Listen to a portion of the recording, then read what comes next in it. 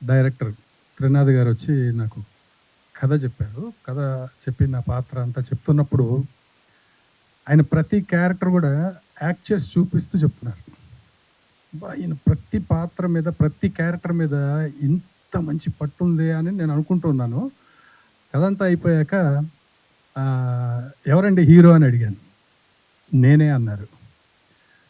నిజంగా నేను ఆయన కథ చెప్తున్నప్పుడు నేను నిజంగా నా మనసులో అనుకున్నానండి. ఇంత పట్టుంది ఈయనకి యాక్టింగ్ మీద ఇదంతా. అసలు ఈయనే చేస్తే బాగుంటుందే, హీరో క్యారెక్టర్ ఈయనే చేస్తే బాగుంటుందని నా మనసులో అనుకుంటున్నాను. అదే ఆయన చెప్పారు.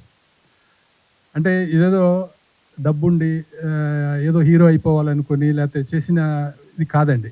ఆయన 100% టాలెంటెడ్ రైటర్‌గా కానీ, డైరెక్టర్‌గా కానీ, యాక్టర్‌గా కూడా రేపు మీరు సినిమా చూసిన తర్వాత మీకే అర్థమవుతుంది.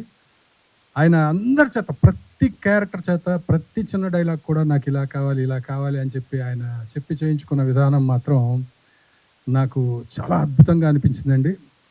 అంటే ఎగ్జాగరేషన్ అనుకోకపోతే మా గురువుగారు కోటి రామకృష్ణ గారండి. నేను ఆయన దగ్గర వర్క్ చేశాను కొన్ని సంవత్సరాలు.